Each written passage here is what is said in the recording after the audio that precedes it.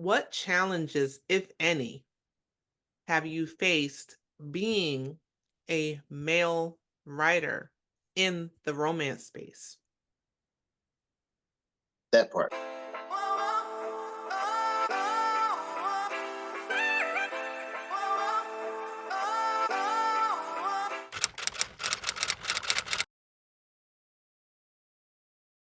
Good afternoon, and thank you for joining me today. My name is Kaya. I am a author, a poet, a podcaster, and an entrepreneur. And today I am super excited with the guest I have today. I have been looking forward to this podcast because I just finished his first book. Well, my first book of his, and I'm so interested in diving into it. I'm not going to get too far into it right now, but we are definitely going to get into it. So right now, I would like to introduce Mr. Norian Love, and I'm going to go ahead and read his bio, and we're going to get right into the Q&A. So how are you doing today? I'm okay. Miss Kaya, thank you for having me. That's right. Okay. All right. So your bio reads, Norian Love is a best-selling author, screenwriter, songwriter, and poet whose character-rich storytelling and creative world-building is swiftly setting him apart as one of the top writers in the Black romance genre. His latest release, Autumn, A Love Story, was the recipient of the Association Black Romance Writers 2021 Book of the Year Award.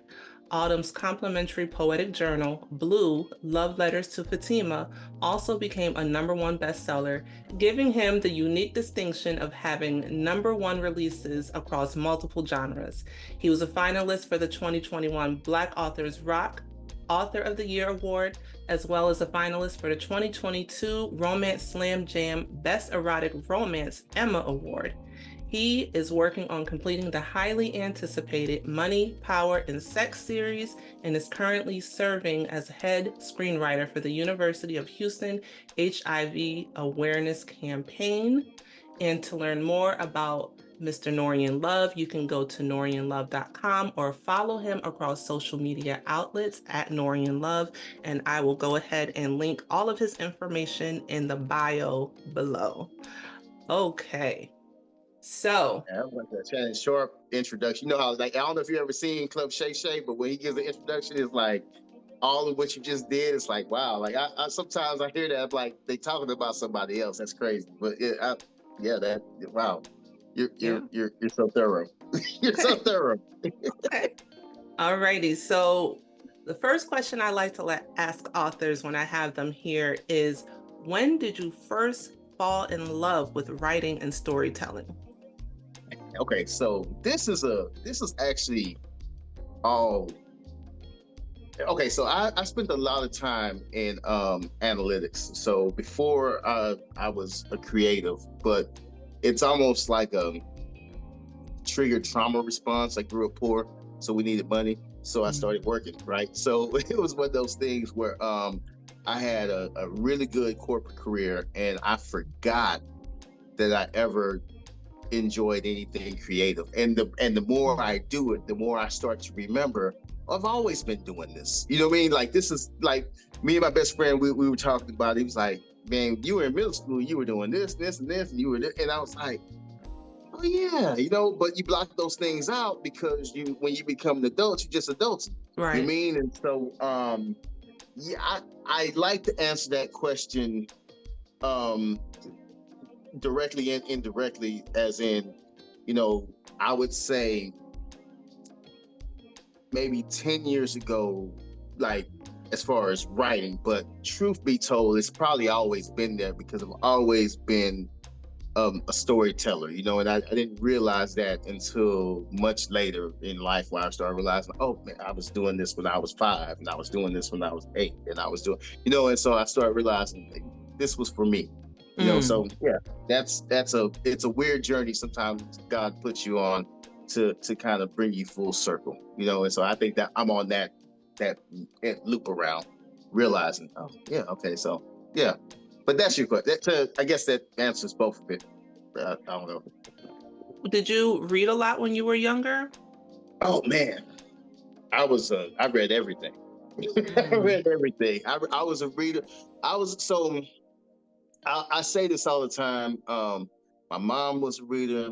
My dad was a big reader, but my dad, to me, even to this day, by far, was the best storyteller I've ever heard in my life. Like, I don't hold a candle to him. Like, I mean, when I was a kid, we worked early in the morning, and it's funny because it's all full circle. I've always been an early bird. He used to drive milk trucks, so 3, 4 in the morning, I used to go with him. Now, when you're 8 years old, you got to keep this kid, and they weren't living together, so it wasn't like it wasn't.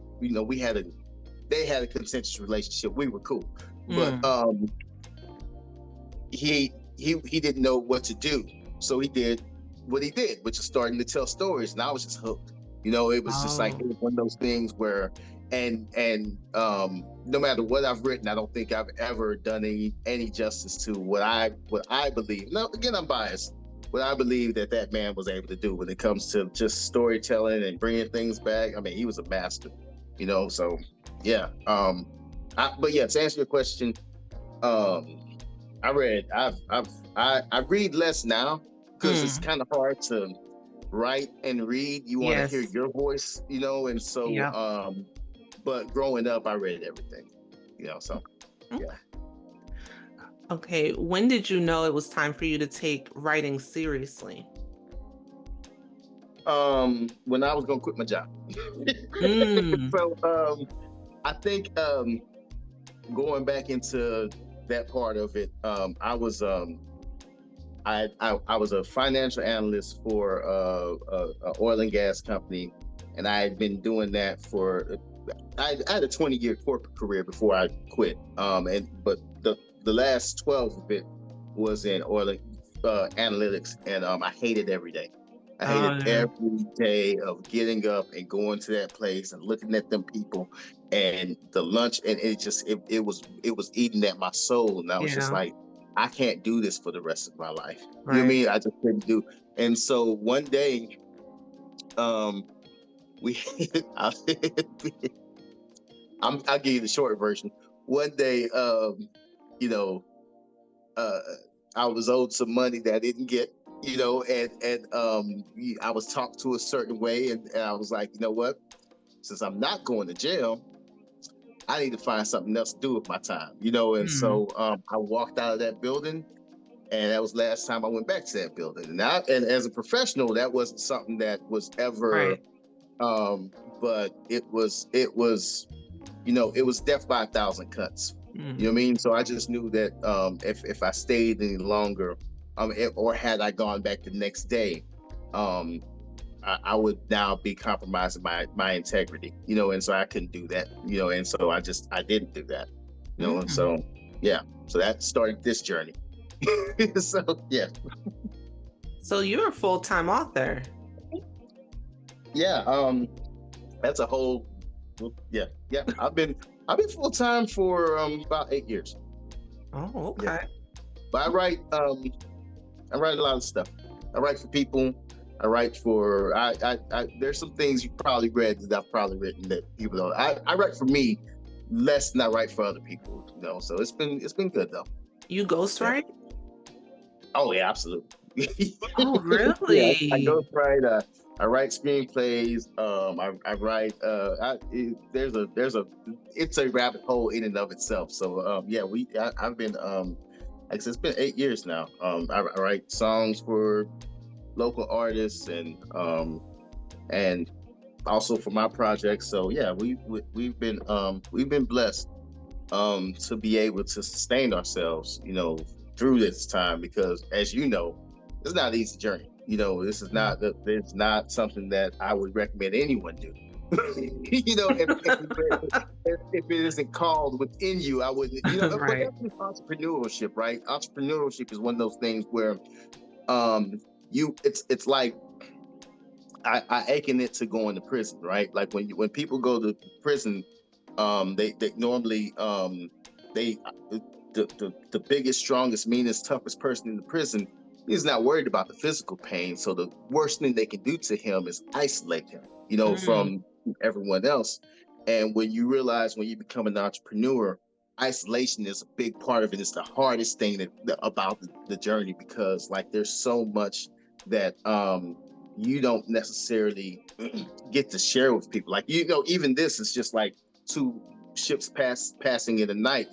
After this, we go back to our very singular lives, doing our individual tasks until we can create something again. And so I think that's part of it. You have to be mentally strong to do this, because there's a lot of pain involved in it. You know what I mean? Like, so it's safer at a 9 to 5. This is for the wolves. It just is. I So agree with you.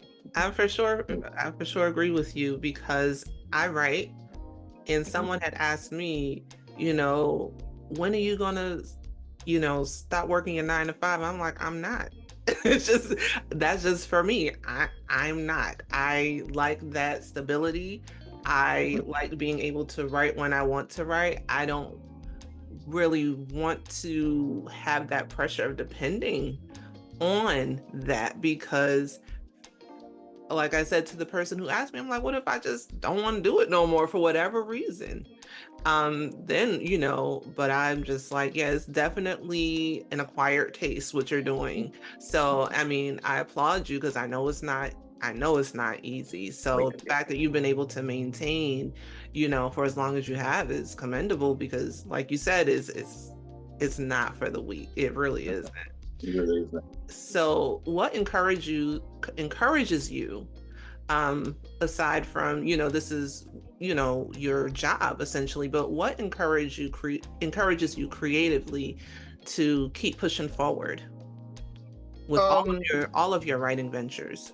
I think that the way that one of the things that happened for me, and the gift and the curse of working that job, is I'm spiritual, very, very spiritual person. So I don't want to offend anyone by talking about God, but I'm always going to talk about mine. I just you take what you need to from it. If it doesn't apply to you, move on.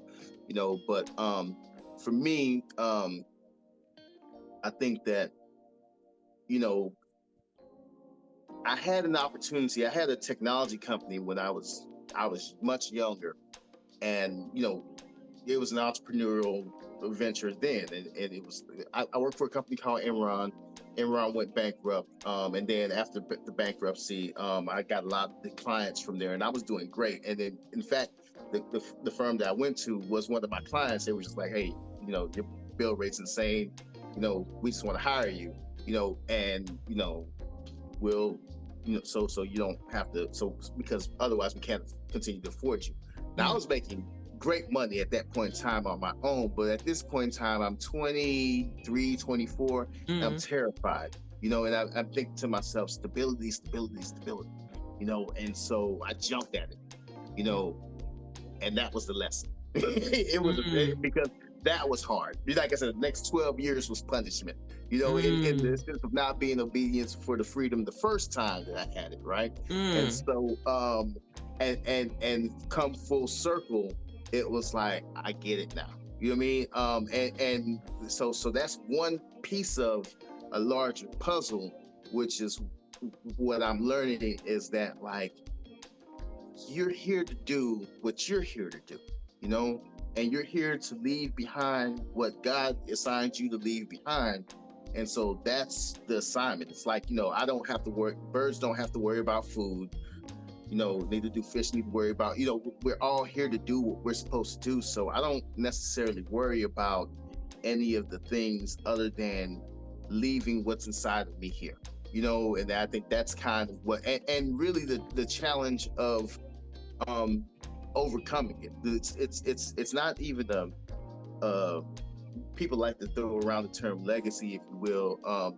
No, it's really I feel like it's a God-given assignment, just to whatever was inside of me when they put me in the ground, I left it here, you mm, know, because I can tell you half of this stuff, no one's this. I don't sit down and think of anything. It comes to me, and I just I write what I see. You know, I That write is, what I like. Some a character wake me up at 3 a.m. I'm like, oh, this is crazy. Okay, keep going. You know, and that's really how it goes. You know, yeah. and I mean, it's hard to. I think other creatives can understand that, but it's. I mean, this is the first year in my life that I've ever felt comfortable saying that I'm a creative, that I'm part of Mm, saying create. Because again, the other side of me. You know, it just was really always numbers, structured. You know, mm-hmm. everything is that way. So it's really interesting. You know, because you know, when you get into these spaces, you know, you don't know. Most people don't know what they're doing. You learn along the way. Mm-hmm. God doesn't call the qualified; He qualifies the called. So you have to be able to walk into that purpose because, again, it ain't me. You know what I'm saying? Mm. I'm truly just a vessel for whatever is. I'm just taking notes. That's all I'm doing. You know. Wow. Okay. So yeah. Okay. Well, So, go I ahead. ramble. I said, No, did I go answer your question? ahead. Okay, I just want to make sure I answered your question because I thought I No, did. yeah, yeah, I want you to say what it Okay. is you would like to say. This podcast is for you in celebration of you and your work. So yeah, say whatever you need to say. It's fine. You getting into your writing. What made you choose romance? Um, you know, it's a great question. I'm so interested That's in a that. great question. And you can imagine why I would ask that. Yeah, Because go ahead because I'll let you finish now. it's okay. Because romance is very heavily populated with women writers. Yeah. Um, I think that you know, I didn't.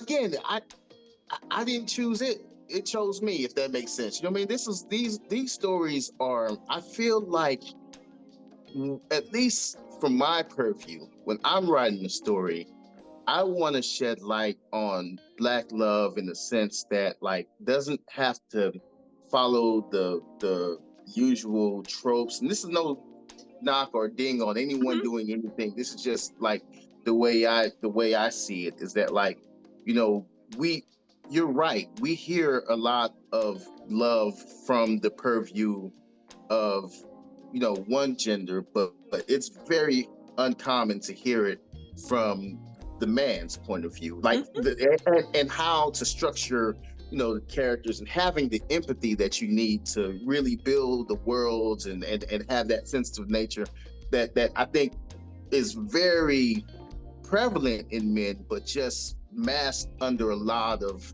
layers, you know. And I think that's kind of what um I feel like my characters bring to some of the stories, and really kind of the conversation I want to start in it is that, like, you know, there's no A, we're not a monolith, and B, no one has a monopoly on the concept of love, especially Black love, though, because it's always transforming, and there's so it's so layered, layered in sometimes pain, layered in sometimes, you know, joy, but it's a complicated vessel that needs to be unpacked from all angles, you know. And so I think that I'm just coming from this lane, you know.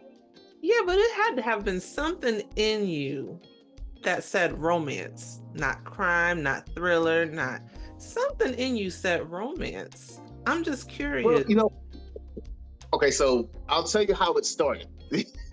um like I said, this is I can't make any of this stuff up. The night after, when I was trying to figure out what to do, Hmm.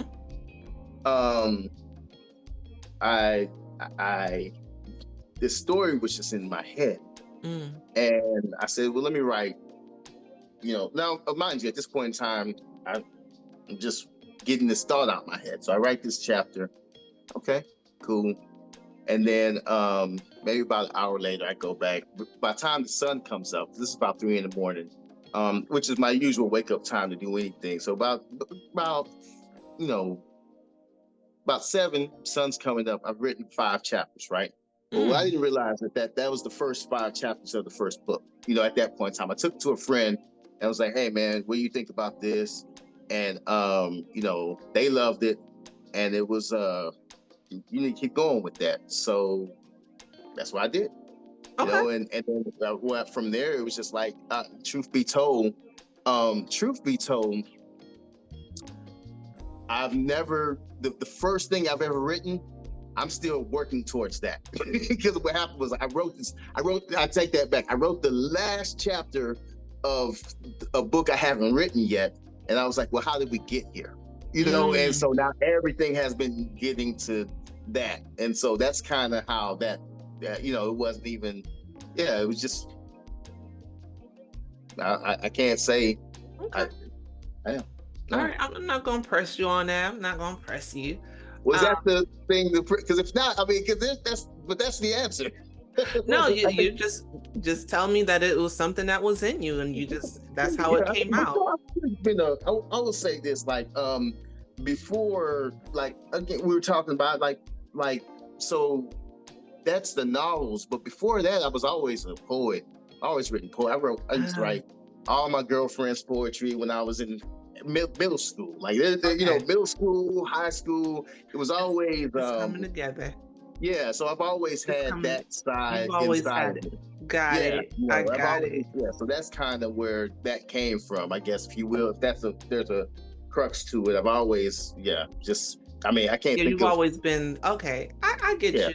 I get you I because can think of my first poem, which was actually a poem called Games of the Heart, and that was based off of, remember that song "Something in My Heart" by, Michelle.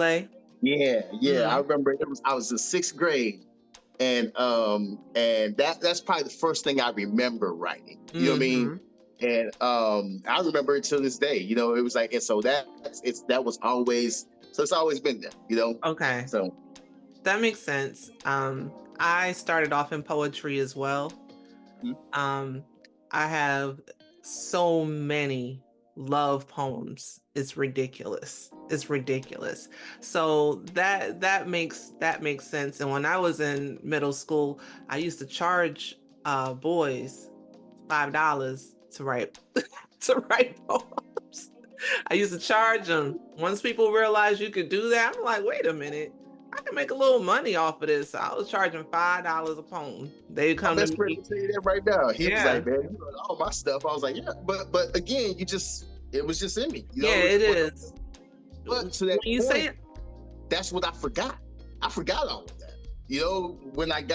When I started working, I literally, it was almost as if it didn't happen. And then I had to remember it. I was like, "Oh yeah," yeah, So, it makes but sense now. It makes sense. I get you. I get you now.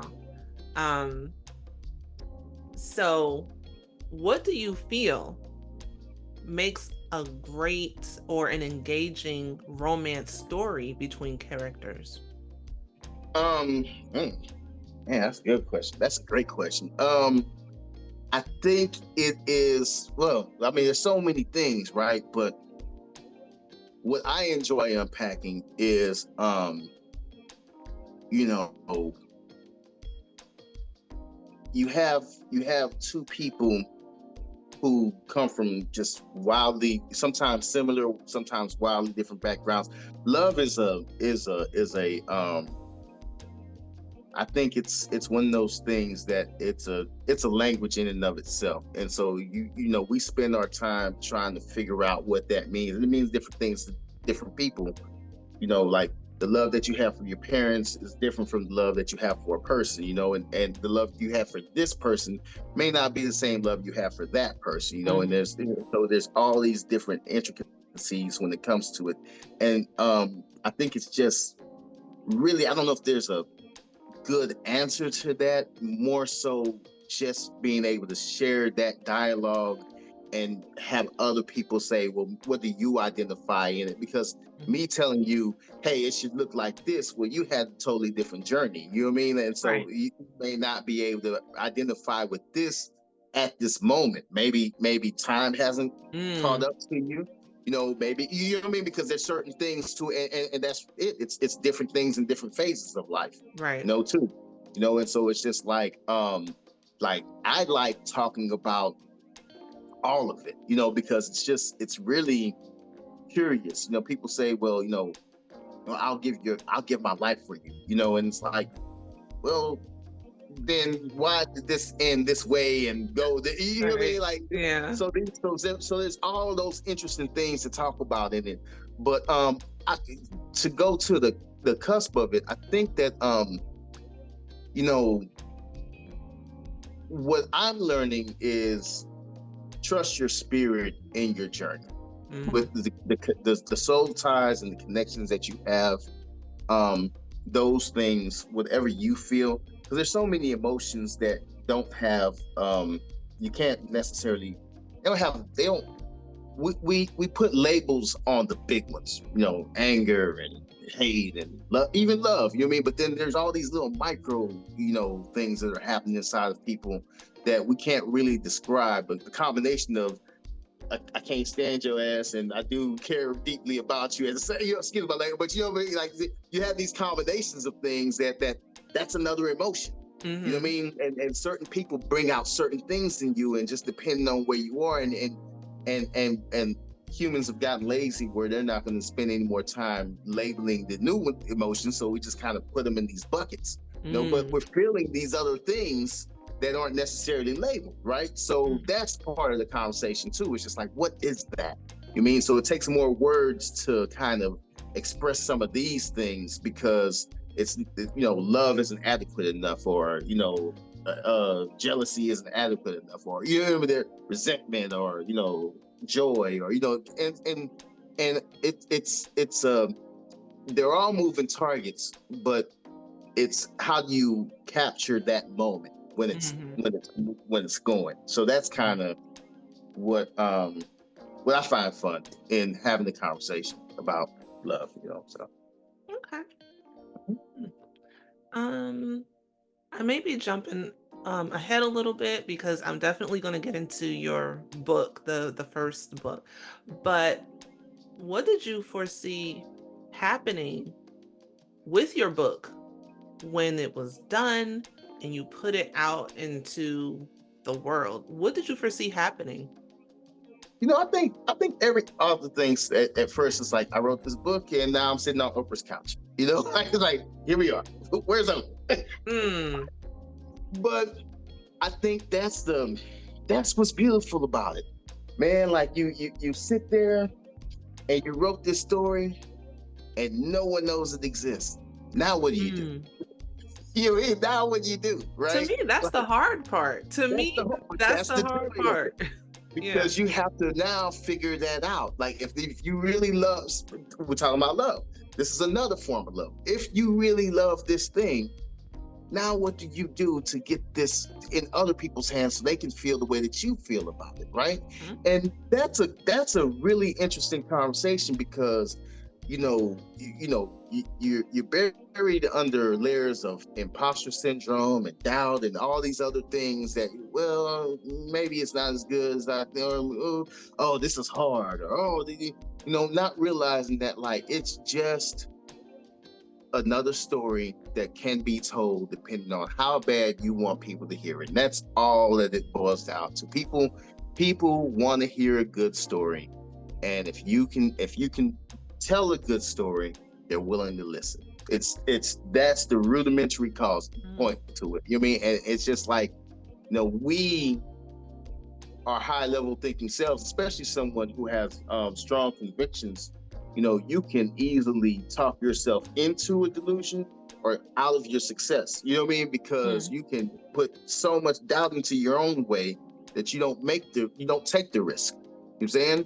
And you do need to have a level of delusion in order to get something done. You mean? But also, you don't want to fly too high, close to the sun, because that'll burn you. So there's a different. It's all. That's where for me, I felt like that's when I became a writer. That was the journey. That was the start of it, because it was like, okay, now I got it. Because here's the other part. At that time, I had heard this saying, and it was really, I stand by it because it was one of those things I needed to hear in my own, you know, um, what's the word I want to use? In my own maturity process Okay. of a writer said this, that everyone has one story in them, but almost no one has two, you know. And Hmm. if you have another story in it, then this is for you, you know. And when I wanted to write the second story, that's when it was like, okay, I'm closing the store, I'm not looking back, because this is what I want to do. And that was kind of because it's right. I mean, you talk to a billion people, you're gonna have a billion stories, but Mm. now write the next one. And so it's like, because you know how hard it is to write the first one. You know, you go Hmm. through that, blood, sweat, and tears. Sometimes you don't want to do it again. And a lot of people don't want to do it again. And what I learned along the way was, you always run across those people who, oh man, I got a great idea, man. It starts with this and this. Oh Mm. man, we're gonna do this and okay, well, pen and paper that thing. You know what I mean? Because Hmm. that's what you gotta do. You know what I mean? Like, I'm not gonna write it for you because I got my own stories to tell. So you gotta pen and paper that thing. And that is the difference between having a career in this thing and not having it, because you and this keyboard gotta see each other. You know what I mean? And then you and whoever got and so the thing is that, like, um for me, I find that challenging. I find the joy in that, because I'm that's me versus me. You know Mm. what I'm saying? I don't feel like it. Well, you got to feel like it. Who cares how you feel? This is what needs to happen. Mm. Like feelings. Your goals do not care how you feel. You either I, you want them or yep. not. And that's really, and that's where you kind of have to go with it. Once you realize that, like, you're closing the door and you're walking in a certain direction, you can't worry about how you feel. You got to worry about when you're gonna hit this goal. So, I'm tired. Okay, well, but this is your word count. So go to sleep after that. Right. And so that's Right. really what you So do.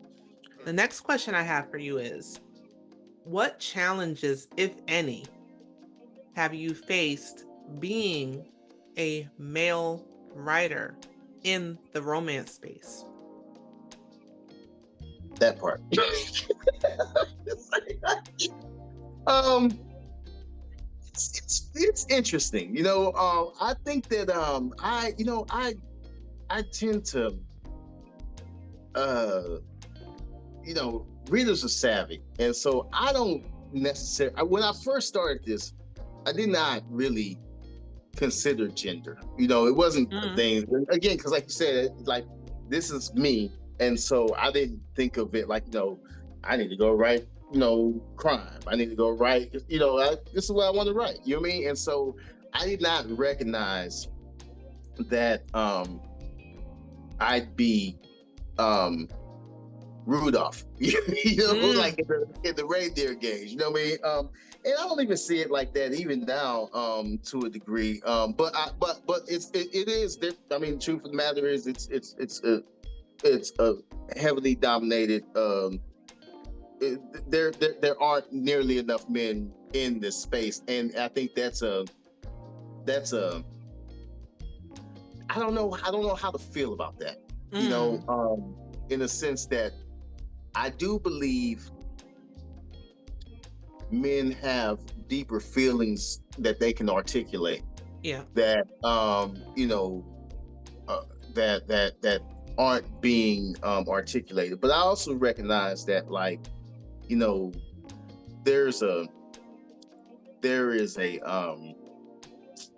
no, I was just in the islands with my mother, and we were there, and then the stingray came up on the beach, and no, before the stingray came, we saw some fish that came, school of fish came in, and um, no, one of the people were like, oh, these fish are here. You're like, and my mother was like, this is their domain. You know what I mean? And so Hmm. you gotta respect the space that the space that you're in. You gotta respect the space that you're in. You know what I mean? So Hmm. because it's like and so, but at the same time, like, I'm a writer. So I don't. So it's my domain as well too. I write. I think anybody should write what they want to write. don't think there's Right. a, I you I know what I mean? Like, I agree. don't have to, like, I don't, you don't need to get permission from anyone to tell your story. You know, you just tell your story and find your tribe. And that's really kind of how it works. But yeah, I don't know. I mean, what has been cool is meeting people and then opening up and then meeting other authors and, you know, because then you start to realize that, like, you know, no one is no one there's a lot of common ground in the telling of the story. You know, I think that's kind of, you know, when you start to talk shop, I think that's where it becomes like stuff like this. This is fun to me because it's like you get to talk shop and you get to, okay, well, hey, what do you think about this? And how, you know, so that's always fun. You Hmm. know, Okay. What do you feel keeps your readers coming back for more when it comes to your work? like I said, for me, I am just trying to get to the, like, I love the first, till this day, I love the first thing I wrote. I was like, this is amazing. I have to tell people this thing right here, you know? And it's like, well, how did this happen? You know, and so Right. just to get there, we're just on this journey, you know, because it's like, well, you read the first one, so it's like, even that was a journey, right? So it's like, I remember writing that, it was like, okay, this, oh, wait a minute, we gotta, so now we gotta, and it's been fun, but the twist, you know, the twist are the thing that I think that people tend to enjoy a lot of in my stories. See, as you Yeah, laugh. we're gonna get into we're gonna get into that book, but for sure, I was just like, "Are you kidding?" It's like, and I'm like, "Are you serious right now?" Because yeah, we'll get into that, but I would say so. I would think that once you know, it's on from go. Like when I was listening to it, it's on from go. So I'm just like, okay, let's see what's happening here. And now I'm just like, I'm roped in because now I have to see what happens. Yeah, So bravo, bravo, you got me. Okay, thank bravo. you for that. Hmm. Appreciate that. So since publishing your first book, now it was Money, Power, and Sex, your first book. Since Yeah, that book, how do you feel you have grown as a writer slash storyteller? it has been. I'd say, um, I'd even say from Autumn to Sukinya, which is one of the later books. It's just been a tremendous growth in as far as the tightness of the story, Mm, the maturity of the complex nature of these characters. I try to I try to weave in a lot of things in the stories now where I feel like I mean, and it's hard to say that because, you know, if that's your first introduction to me is Money, Power, and Sex, um, you know, there's a lot going on there, you know, so it's like, well, by the time you get over here, like, it's been yeah. it's been, but what I'm learning is to I'm telling you, man, I am submitting myself to the craft of it and just making sure that, like, I don't want to leave. I would never want a reader to leave unsatisfied. I don't. If I could do better, do better. You know what I mean? Mm, I want to give you the best product I can give you. Like, I really believe that time is one of the most valuable things that we have, and so I'm spending my time giving you a story because you're the best story I can give you because you're spending your time reading it. So I want you to say this was well worth however much time I put into it. And so that's always been my that's been the growing mindset because mm, taking what I've been able to do like professionally, I've always been a really customer service based person. So just knowing that, like, I'm gonna give you mm. you know, here, Right, you right, know, and right. so like now, yeah. Which is why I don't rush things. You know, I don't rush it because I know, like, I want you to feel the, I want you to feel it. You know, Right. I want you to feel it. So, I yeah. recently did a podcast with another author named Joan Vassar, and she Mhm. said that she believes that writing is the only profession that gets better as you get older. Would you agree with that? I tend to think that, yeah, well, it may not be well, yes, in a sense of, and it depends on what you, so I hear that and I think about, remember on the Five Heartbeats where, Duck, you know what I'm talking about, where he I'm just found out laughing that because Hey, I just wanted to pop in real quick and say the part of the movie he's talking about is when he says Doug Matthews will be a great writer one day when he suffers more. that's one of my favorite movies of all time. all So time. yeah, Basically, yeah, yeah, yeah. nobody saying like that, remember. Uh, One of but my faves. Go I feel on. like, I feel like, as you mature, and that's what I was saying earlier, like, you could read a book when you're in your 20s and it ain't gonna hit the same when you get to your 40s because you weren't ready for that book. You saw it was cool, but you go back and you've lived through some life and you have to read that same, like, oh my goodness. And so I think that there's a lot of truth to that. I would say, Yeah. yeah. I could Yeah. liken that to, being in middle school and singing your heart out over these love songs. You don't know what you're talking about. And then you in your 20s and you hear that same song and be hitting you cleaning your chest like like what? It's the same thing, yeah. My Age mama is time. my mother used to love, Betty White. Betty Wright. I'm sorry. No Pain, No Gain, and After the Mm. Pain. I'm tell you, I could not stand them songs when I was a kid. You mean Mm. probably play a song every week now? You know what I mean? Because it's just different. When you realize what's Yep. really happening, you start to understand. Like, Yep. hey, that's different. You mean like but you have to live through some of that stuff. Yeah. You mean you really have to live through some of that. You have to. And I think that's what makes and that's what we were talking about earlier with love stories. And sometimes, like, it's hard to have an can't say all of it's subjective, but in your subjectivity there is some there's the youthful bias and mature objectivity. Like, as you mature into things, you may not even have gone through that, but you can identify it better with some age and some time. You know what I Yep. mean? Like, and so I think that that's kind of what happens, on both sides of the spectrum. The reader gets a better story as they age and live through some things, and the writers tell them a better story as they've lived through some things. So yeah. Mm-hmm. You know? True. So, What has surprised you the most about being in this space, whether it be the feedback you've gotten or the awards you've won or the opportunities that's opened up to you? What has surprised you the most?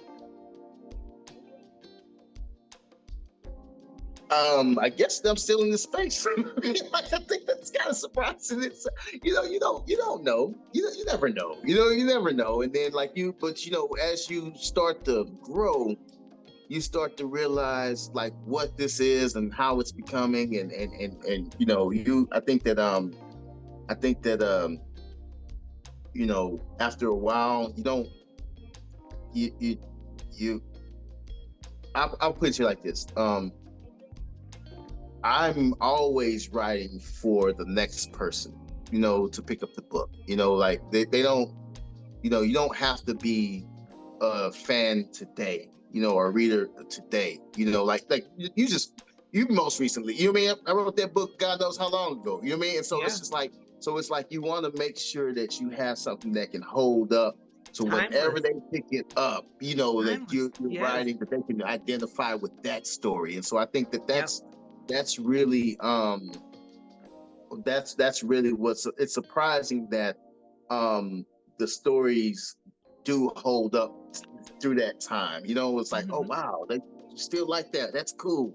Yeah. Because I didn't know what I was doing when I first started the journey. You know what I mean? It's like, I was like, okay, well, I think it's this, and I think it's, and so yeah, I think it's wild. And I also love the fact. I think the other thing that's really fascinating to me is how big our community is. Mm. Like, I did not realize, before, how big this space was. There's an old mantra that says that our people don't read.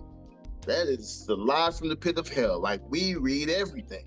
You mean like I thought it was just me? Yeah, I thought it was just you. It's like, no, it's thousands of us, hundreds of thousands of us. I And so yeah. I'm sorry.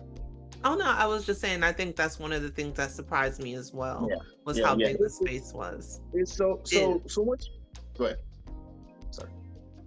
No, I think I might be echoing on your side or something, but no, I'm just saying that surprised me as well, how big this space is and how big, how it continues to grow, like every day. And I had this conversation with another podcast that I did, like, anything you want to read, any type of story you want to read, it is there. Somebody is writing it. If you don't too care for this one, there's another one. If you don't too care for that one, there's another one. And somebody's writing one right now. It's like, it's so like massive. It's a little overwhelming at times, but it's there. It's for sure there. Mm-hmm. No, and it really just comes down to finding your tribe at that point. Everybody's not going to necessarily rock with this story, and that's fine. But you find your people and you rock with them, and you grow that tribe. And so I think that's it's an amazing thing. Because like I said, to be able to still be growing, still be able to sustain yourself, still to. During this time, I think that and with no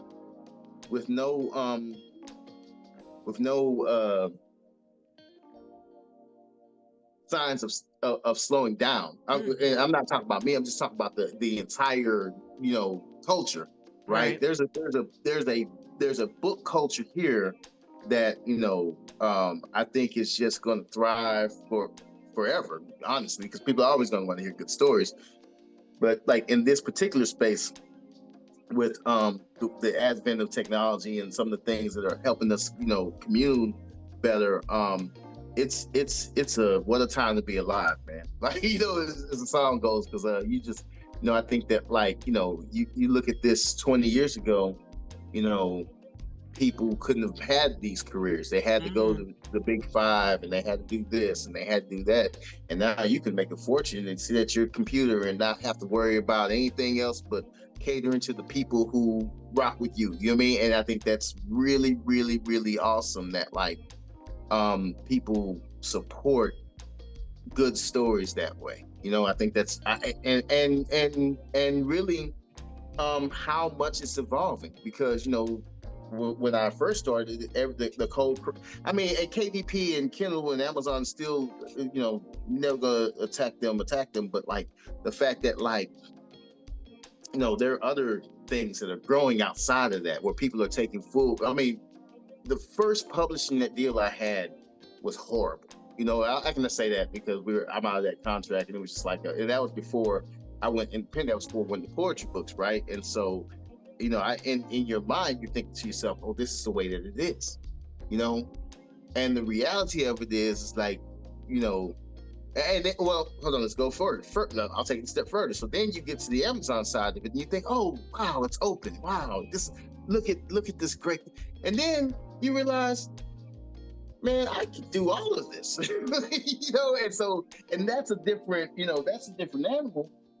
But it's like, like I don't, like with the way that technology has gone to, you don't need anything but you, and a little bit of savviness, on the other side. But that, like, who knew that was possible? That's awesome. So I think that's really cool. So instead of splitting, like I said, my first deal was probably like you get like an 8% off of whatever you're writing. To go to a full 100%, it's just like, that's it's groundbreaking, and I love that about our community, that the readers are starting to really understand that part of it too. Like, hey, look, I'm doing this to support this person's platform, or this person's art, or this person's, like, because before I think it was really more so, everyone wants to save money, so this middleman is taking care of, the thing. But are they? You know, Mhm. and that's the question authors are starting to ask themselves now: are they really taking care of you? You know, and that's I mean, it's a good question to ask in this time. So you know.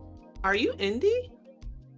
Oh, absolutely. Yeah, yeah, absolutely. I So don't you're think I would. indie I now. don't think I would like to. Yeah, I was traditionally published, and then I didn't that. Like I said, I won't say anything bad about. Right. But it's something you had to go through to learn to know Yeah, that's not yeah, what you wanted. So, you know, yeah. okay. I would be even to the point now where I could. We'll talk offline about some things because there's some things because I think that like there's a there's just a lot. There's just a lot, and I think that like the world has changed to the place where good business can be done and suit all parties involved. But it's just a mindset thing. Once you Hmm. start to realize what it now again, not for the faint of heart, not easy, No. hard work, Hmm. but absolutely doable. I was about to, and it's You know, worth it. And it's yeah, worth it. absolutely doable. Yeah. Yeah. So, you know. Okay. Now, are there any other genres for you? Because I know you said you write for others, but any other genres for yourself that you would like to step into? That you, or you cool where you at right now? Not sure how to answer that question. Um, so yeah, I mean, there are a few others, and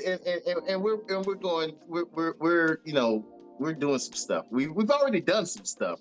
Can you tell us what events you have coming up this year? If you can remember, because I did see you have quite a few on your site. Where can we, if we would like to meet you, where can we see you for Okay.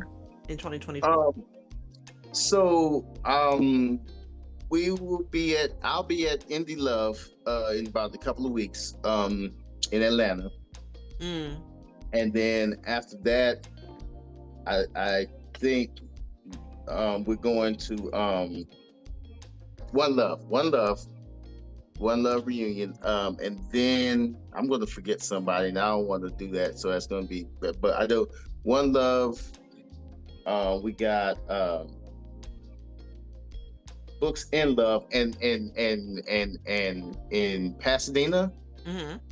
and then rom com. That could Sultry in the City in Houston, and then rom com in Anaheim. I think that's called Steamy Lit Com. I'm sorry, I'm Yeah. going here. Yeah, and then there's sprinkled things because like the one thing I do is like I said because of the couple of I have a few other things that I'm doing. I'm always somewhere with another brand doing something, trying to make things shake. So Okay. So that was the last question that I've had for you as far as like your background and everything. So we're going to get into money, power, and sex because I have to. I have to get into this. And for those of you who are watching up until this point, thank you. If you can just leave a comment below, just hashtag Black Love Matters. That would be great to let me know that you're still kicking in, well, tuning in and rocking with us. So, this part of the podcast may be a little parental discretion advised, maybe, possibly. I don't get too spicy, but there's some stuff in there. There's some stuff in there. There's some stuff. So, in your own words, how would you describe the Money, Power, and Sex series that I saw is 7 books deep right now, correct? mm-hmm. Yes, How would you yeah, describe this series to someone who hasn't indulged? yes. It is a rabbit hole. That's the best way. I don't know where that monkey came from along the story, but I liked it when I heard it, and I was like, you know what? That actually it is absolutely a rabbit hole. You where you start, um, and where you're gonna go. You're gonna be two different places. I'm afraid of what's going to happen. I'm a little afraid of what is going to happen. I know what I want to happen. I know. Should there What be do you want to happen? spoilers? Maybe You're talking to a person that can make it happen. So you tell me what would you like to it's happen? I'm too. curious. You already wrote it. You can't tell. You already wrote it. So I know what I want to happen, and I'm trying to decide if we should do spoilers. But I know what I want, and if it doesn't happen, I'm gonna be in your DMs. If it doesn't happen the way I want it, no, let me stop. Fair enough. But yeah. So I'm very interested of when I do get an opportunity to get out of my own writing space to get back into that, because I need to know now. It's just like I need to know. So when at the beginning of the book, the first part of the book, you have like an intro that says, this book was inspired by fear, the fear that paralyzes us all. When I wrote the first chapter, doubt set in, asking me, who was I to think I can do something this bold? You go on to say, I wrote this book to let fear know that it won't dictate my time on this earth. So my question is, what fear did you have at that time? What was it? Well, it was like we were talking earlier, right? You don't know what you don't know at that point in time. You think that, like, this is for, Stephen King and only him, or this is for Toni Morrison and only her. You don't think that it's for you or anyone else. And so, and then again, for me, the fear was because I knew I wasn't going to go back to, corporate. So it was really more of it became a battle cry over the years, like like what I'm going to do, what I want to do with the rest of my time here, and so that's what I've done. It's just, the rest of my time here, this is what I want to do. So this is the hill I'm going to die on. Get used to it, so kind of thing, and so I think, and then just really trusting the universe, trusting God to, be plentiful as far as creativity and stories, and I've been able to I've been blessed. It's not even about money for me at this point. It's really more so about, I really do feel, I truly believe, because you cannot take that with you. You cannot take, you obviously got to pay your bills, you got to stay alive, you got to eat, right? But truth be told, the minute that you clock out of life, they're gonna put somebody else in that chair at that job. And I've seen it happen, and it's like, well, had I just gone back, none of this would be here, so that's kind of what that was about. Hey, look, what, this is what I want to do, because I've been living for everyone else. It's time to live for me. So what I hear you saying is, it was more fear for you not to do it. Yeah. Okay, this is important to me. Right. This is concerning the book. It's a thing with me. So in my past, I have purposely seeked out male authors in the romance genre because I want my experience to be immersive in that way. What I found, just in the ones that I have found, that when it comes to them writing women, it sounds like a man writing a woman. It sounds like that. And to me, it's off-putting, because I'm like, yeah, no. Like, what's your point of reference for this? Because it just kind of, like, after maybe the third time I heard something, and I'm just like, this is not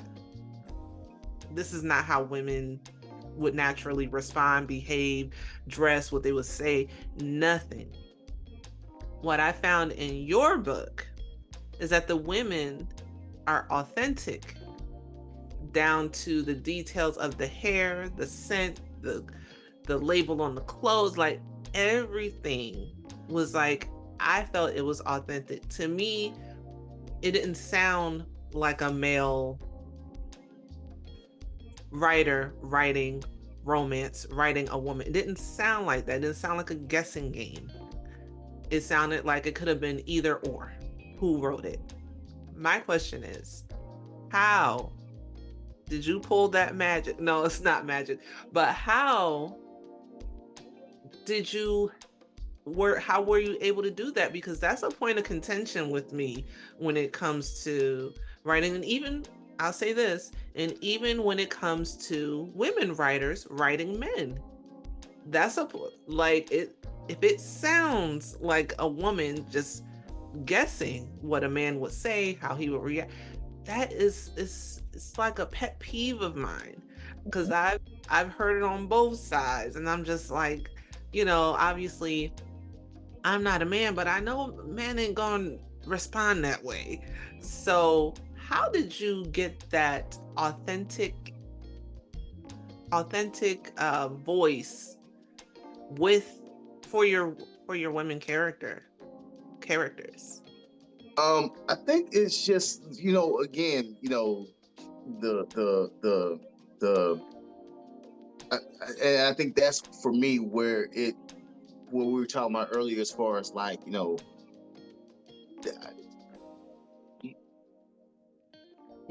there's a stigma, that same thing that you said, that's a stigma with, and stereotypically, yes, probably so with men writers, and to a less degree maybe with female writers writing men, or whatever the case may be. But like, I think a writer just writes people, you know what I mean? Like, so it's like, you can't, I'm not the one to, I'm telling the story, but this is the person, you know what I mean? Like, you got to be able to connect with this person, on, this level. So where would they go? What would they say? How would they react to this?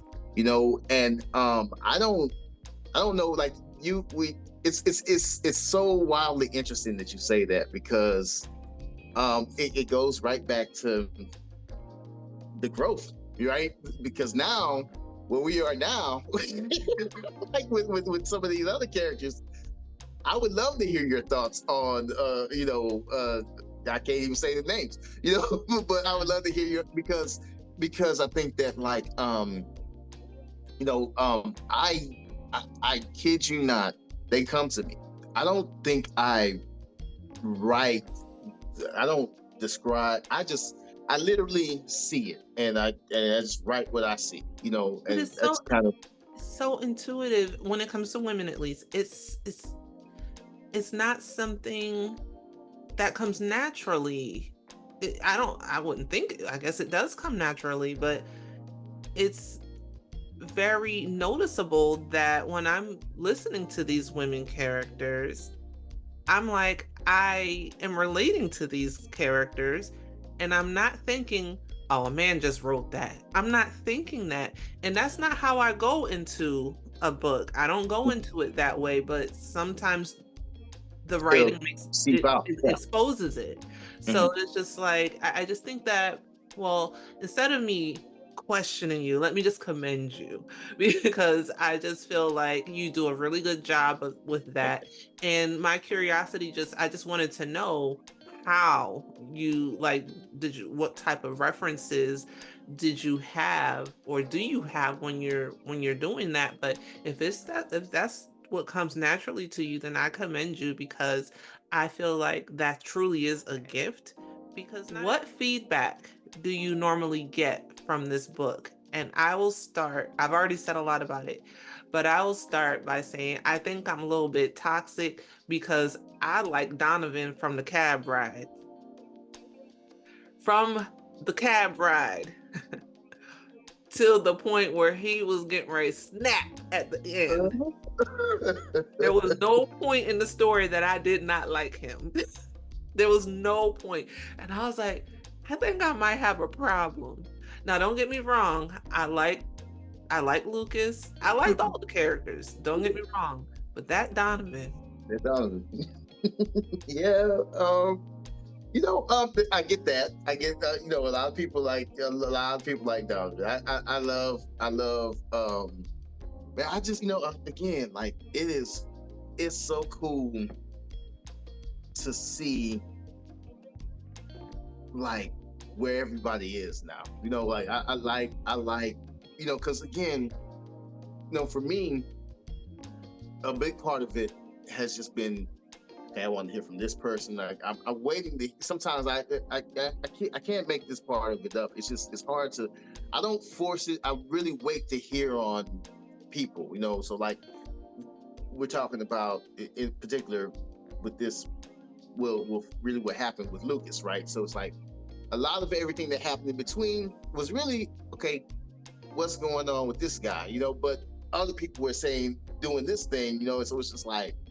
Okay, so yeah, I get feedback on all of it, and so what I do love about the story is from what I hear is that, and what seems to be happening, is that each of the characters are strong enough where you want to know about their story a little bit more, like, and so I love the fact that um that before I started to actually unpack those stories, it was like, okay, because the next book, if you read it, like it went a totally different direction.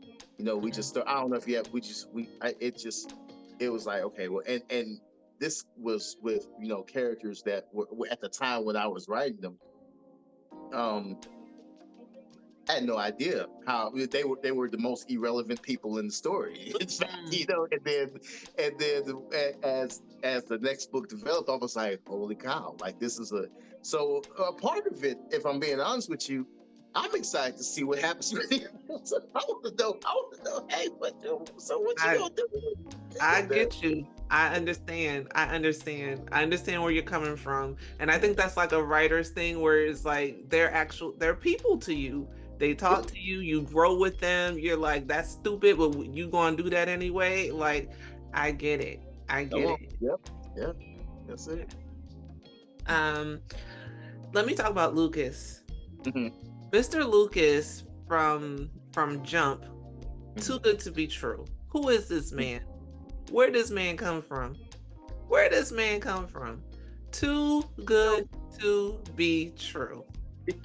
I think you gonna have to read on them at some point in time. We're gonna have that conversation again. But Okay.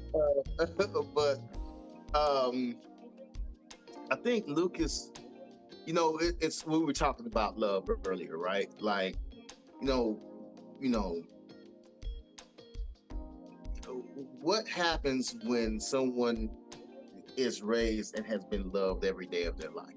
Mm. You know what I'm saying? Like, I think that's who you're looking at when you're looking at him. You mean like he's never these are the things that happened to him. That's not what you mean. He came from a good family. He came from and not in a pretentious way. Like they cared about each other. You mean? Yeah. So you see, he has a light in him that he tries to see the good in the people around him. You know what I mean? So That's not always a good thing though. no, it's not. It's not, and it's not. You It's you definitely said, hold on. You said that from a personal you said that from a personal place. no. I was actually saying it from a Lucas place because I think that, like, for him it's not. You know what I mean? I don't know. Like, I think like Yeah. I think Okay. I think he's making a mistake. But hey, do you, man? Go off. Yeah, and it's like he it's something there. It's something more there because I'm trying to tie back, the characters to the title, money, power, and sex. I'm just like, I feel like he, in a sense, wants power too. I feel like that because why would you continue to pursue this woman who has told you, spoiler alert, who has told you, I don't want this. I don't like, this is not what I want for my life at all, to no capacity. And you just keep on. That's a power thing. That's an ego thing. As subtle as it is, as nice as he is, as, gentle as he seemed and passionate and all this, that, and the other, that's a problem. Like, if some you didn't got to tell me but once, tell me once, say it one time, done.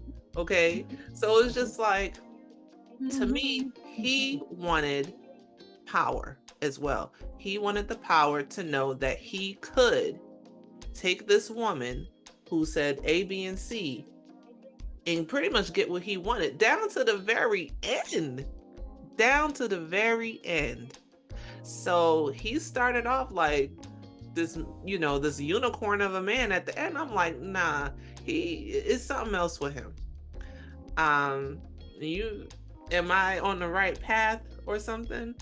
I'm just sipping tea or Is whatever. this a perspective you've heard before with this Oh, character? I've heard. I've definitely heard it. I've heard it. Okay. Definitely heard it. Yeah, it's something. As far. Okay, and here's the thing.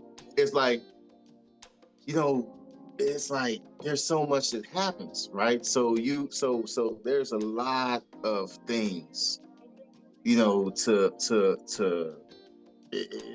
can't wait. So you gotta. I'm gonna get into it. Thing, but when you're done doing your thing, because it's such a hard place to talk about without spoiling anything else. Okay. You know what I'm saying? And so, but what I will say about Lucas is, now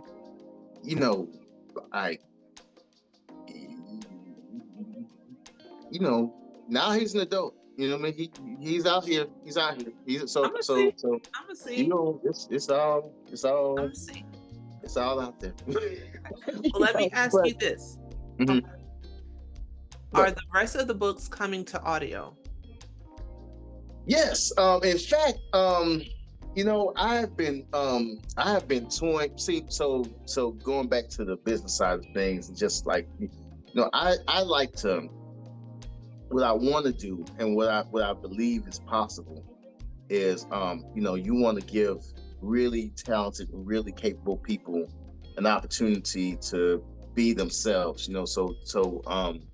Like, I have a voice actor, and this man is phenomenal, and so he's working. We got some stuff to do. But yeah, I don't even really want to do it with anyone else, if I'm being perfectly honest with you, because I love what he's doing. You mean, although, yeah, I love it. I love what he's doing, and so there's a little bit of a delay right now because I'm kind of on a different, like, I do this thing where, I'm just in a different creative space where I'm doing something else. You mean, but I want it to feel like like I said, I want you to feel it. So I just want to. But when he does what he does, I'm telling you, because like we did Autumn, and I mean, I've been blown away. I don't ever want someone to feel like, oh man, like, like this, even though it's written one way, I want it to be experienced the same way it's written. I get you. And that's what makes the audiobook. You can have a very well written story, and the audio could be lackluster, and it kind of just diminishes what the author did. What I've learned, because I have a small catalog, I got a couple of my books produced by a company, which worked out well. But I did it myself. The ones that, I decided to do the groundwork, find my own narrators, do my contracts, find my own engineer. I did all of that. And I chose who I wanted. I auditioned people on my own.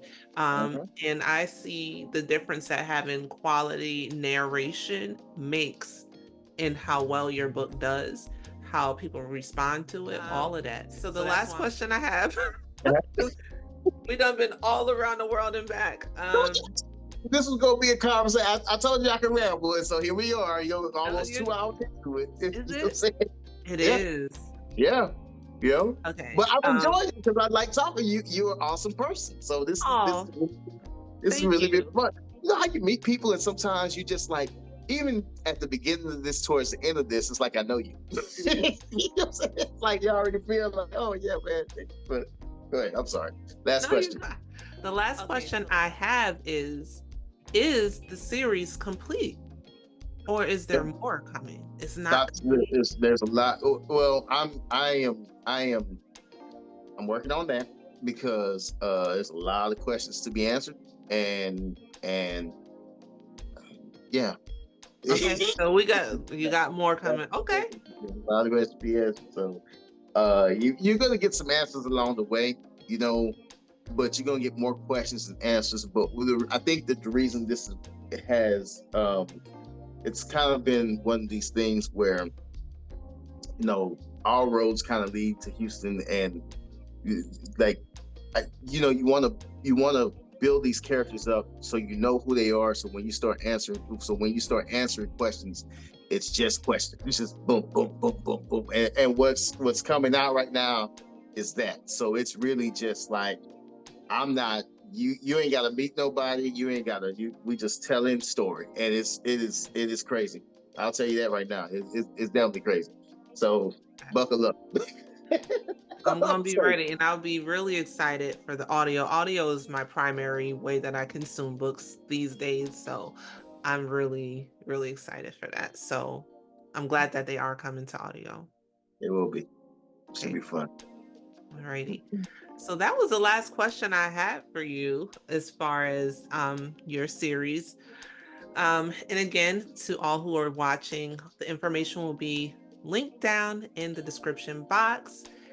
Yeah, in the description box. So go ahead and click on that. All right. So one thing that I like to do when I have a guest on the podcast is to play a little game, kind of lighthearted, just to kind of get the viewers to know a little bit more about you. Mm-hmm. Now, I don't want to put you on the spot, but I'm going to put you on the spot. As I was doing some, research before the podcast, checking out your socials, your website and this, that, and the other, I noticed that you used to do a thing called freestyle. Ooh. Freestyle, was it Freestyle Fridays? Yeah. Yeah, okay. Mm-hmm. So is that something that you still do? Are you rusty? Like, what's happening? I can probably put something together, but it's all I've been playing. There's never a spot. if that's what the spot was, I'm good with Okay, that was me putting you on the spot. Mm-hmm. I wanted to see if you could do a freestyle for us. Oh, sure. Okay. Do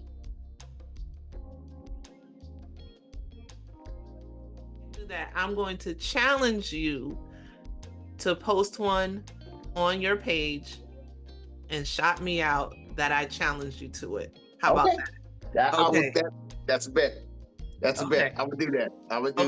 You guys shout me out. Okay. Yeah. So since that's not going to work, I'm glad I have a backup.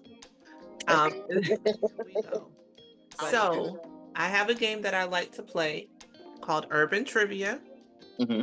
Not sure if you ever played it before, but it's just like it says, it's Urban Trivia.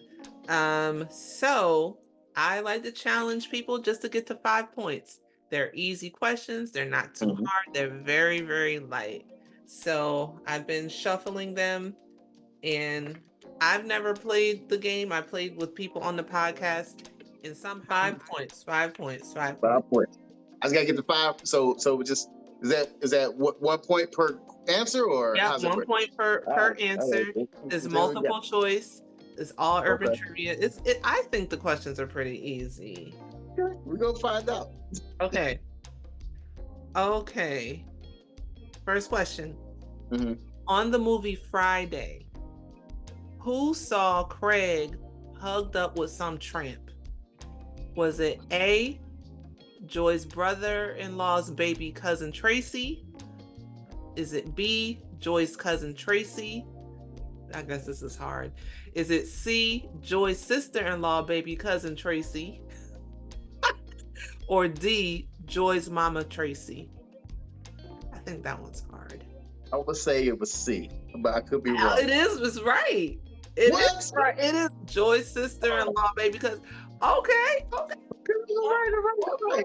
I thought it was the C or A. I couldn't remember which one, but I knew it was okay. Yeah, okay. That's what. Okay, that's one. When a If black that was hard, we're good. That was hard. That was a little Okay. wordy. Okay, here's the next. When a black person says they're around the corner, how far are they away? Is it A, 5 minutes, B, 15 minutes, C, they just left the house, or D, just depends on who you're dealing with? It's either C or D because they just left the house or they haven't left home yet. But it's gonna be. If I have to pick, I'm gonna say, ooh, so if you're talking about black people, because see, if you're West Indian and you're African, respect to my people, you ain't left the house yet. But if you're talking about black, then they just left the house. If they're around the corner, they just left the house. See, that one, they saying is depends on who you're dealing with. Oh, okay, yeah, okay. So, but I'll give you that point. But I'll give you that point. So you got 2 points. Okay, thank you. Because I knew it was okay. I didn't know it for game because I know it really do depend on right. No. All right. On the show Atlanta, Antoine Smalls wanted to be called Harrison for what reason? Is it A, it was his rap name, B, it was his transracial identity, C, it was his middle name, or D, it was his real name? It was his transracial identity. Correct. That's 3 points. That's 3 points. That's 3 points. The episode, he said, and then I just realized. Okay, go on. That is funny. Okay. Ooh. Another Friday question. Maybe I should skip this one because you seem to know Friday, but I'm gonna ask it. No, skip it because you're right. Let's go. Okay.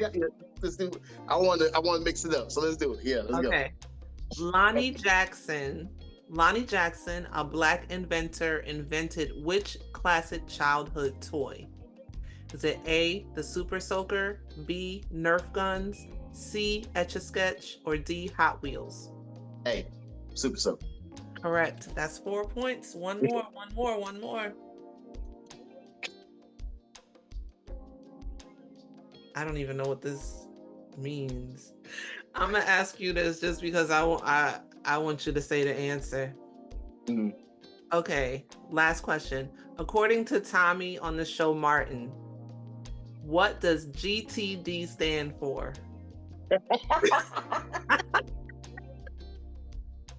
Got them drugs.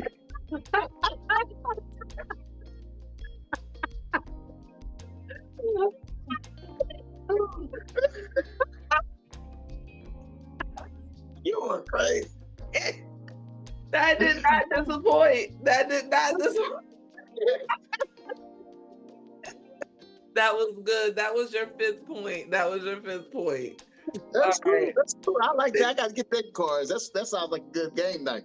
Yeah, it is. It's a lot of cards. So yeah, it's a good game. It's family friendly and all this, that, and the other. So that was the end of the game. This is the end of the podcast with Mr. Norian Love. It has been a pleasure. Do you have any parting words? Oh, no, I have. Thank you for having me. This has been a joy, man. It's been great to meet you. Like I told you, like you're doing the service to the entire culture, and I love it. I have enjoyed your company, and I cannot wait to have something to talk about. Nowhere to do this again. Because this has been fun. But I'm a hop on that freestyle that you told me to do because I don't want nobody to think I'm just gonna sit up here. No, if we would have had the beat working, it would already been done. But we got it. Yeah, but I'm glad that you didn't shy away from it. I'm glad because someone be like, okay, go ahead and recite a poem. I'd be like, It's all whatever I say will be fresh off the dome. That I don't. When it's a freestyle, it's literally what's coming to my head at the time. So it's gonna be fun. So we'll see. Mm-hmm. All right. So I look forward to seeing that. So thank you all for tuning in. I appreciate you spending the time with us, and I will see you all on the next one. Bye. All right. Thank you guys. Take care. Bye. Okay, so the last question I have in regards to the money, power, and sex. I don't like the way I just said sex. I'm sorry. So the last and you have mentioned, not you have mentioned, but that's my marker when I'm going to edit. Sorry. No, go ahead if you have something to say. No. I just, no. I didn't. I was gonna. Never mind. Okay. I'm off. Giving him the unique distinction of having one. Giving him the unique distinction of having one release. One more time. Giving him the messy. If you see me looking like I want to say something, a lot of times I'm just thinking as I'm processing as you're talking. So Okay. yeah, All that's really what Fair it enough. is.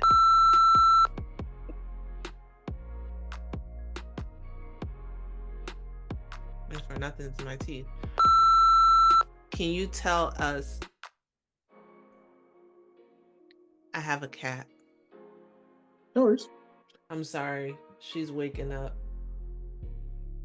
Oh, no, she's going back to sleep. Hold on. Wait, pause. I have to go to the bathroom. I have to go to the bathroom. I really do. Oh my gosh. You activated my bladder. What? I'm telling you. You said, come on. He's do. That's how I hear that, and I'm like, here we go. Oh my God. No, seriously. Give me a minute. Okay. This has never happened to me. This has never happened to me. I promise you, this has never happened to me. This has never happened. What in the world? I'm sorry. You asked.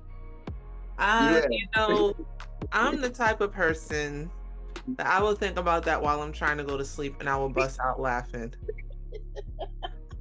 You have no idea what you just done.